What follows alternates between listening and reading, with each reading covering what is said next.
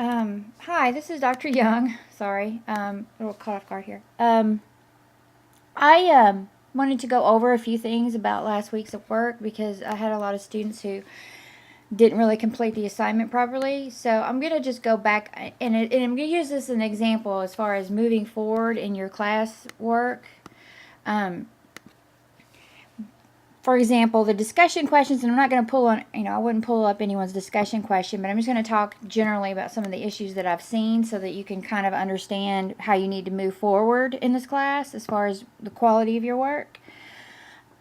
The discussion questions, for example, this one here, the first one that you were supposed to do about the two innovations in technology and the sociocultural, economic, legal, and environmental issues. As I was looking through discussion posts, I noticed that not all the questions were answered thoroughly. For example, I had some students talk about some of the, the social-cultural or economic. They'll leave out the legal, or they'll leave out the environmental. They'll leave out one of them. Also, 2 or 3 sentences is really not going to cut it for discussion questions. You need to provide a long, substantive answer. So, if you're giving me short answers, you're going to see points taken off for that. Responses, you need to have a minimum of 2. And those need to be long responses. Don't give me 5 or 6 short ones. Focus on 2 detailed ones. I need to see some, I don't want to see I agree with your post. I need to, you need to do one of the 3 things listed here.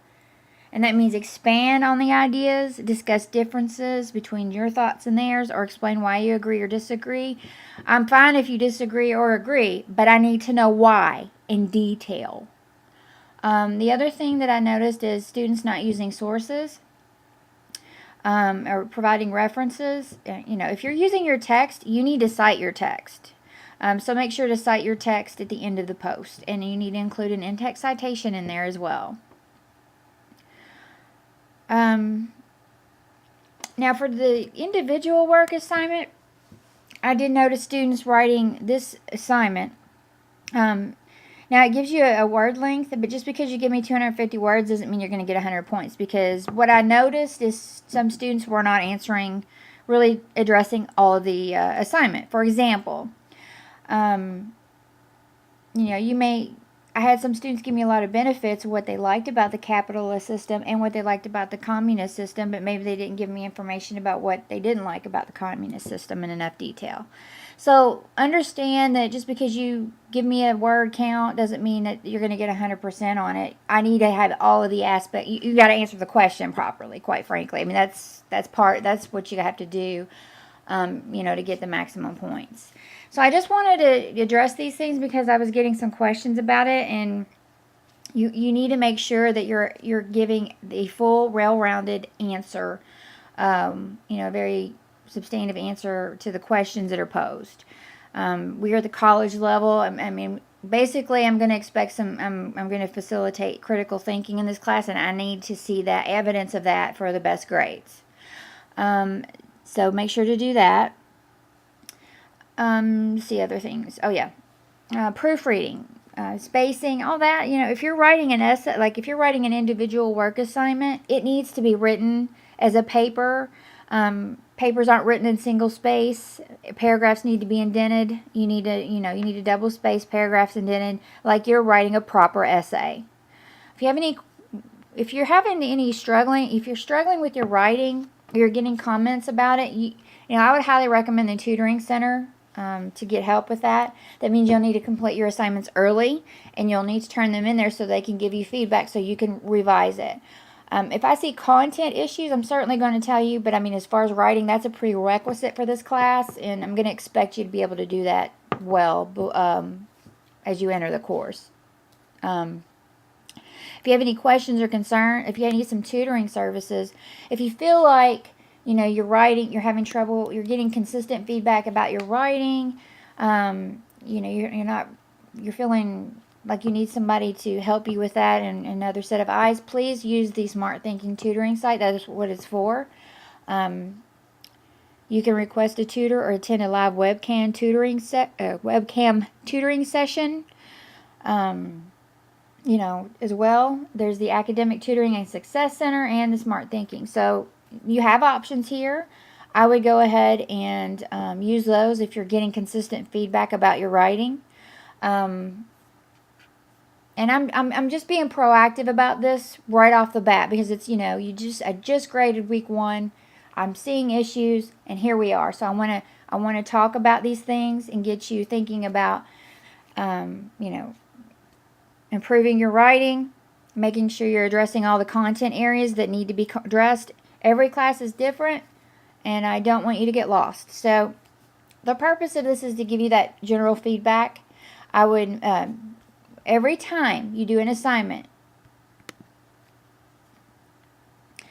I would go over, like, for example, when you do your discussion posts, and I don't want to go into it because I don't want to show, well, actually, it doesn't matter.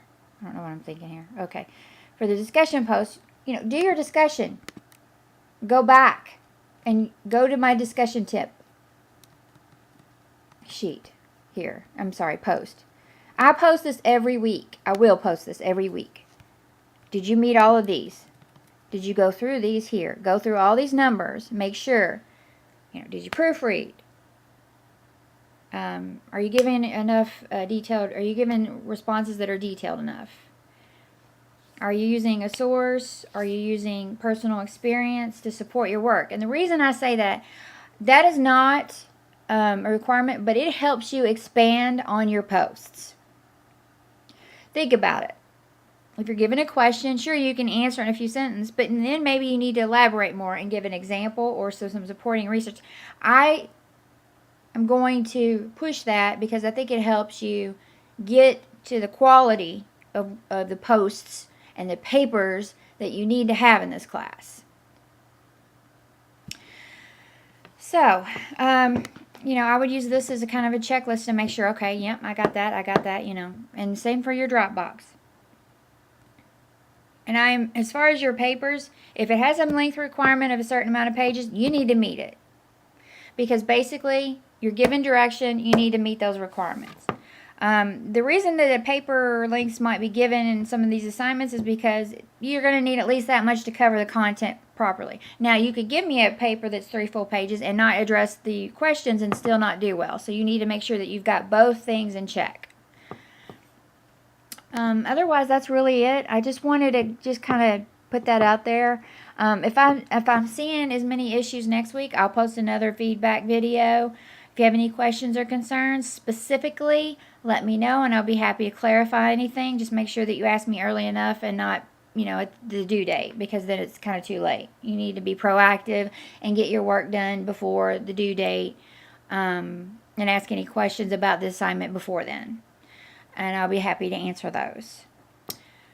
Okay, that's about it. I just wanted to throw that out there. Hope this helps a little bit, get you thinking, and maybe refocusing on if you feel like your grade isn't where you want it to be. For those that are, this is just additional information. There's always room for improvement, for everything. But any questions and concerns, let me know, and I look forward to posting on the discussion this week and seeing your answers. Thank you, and have a great day.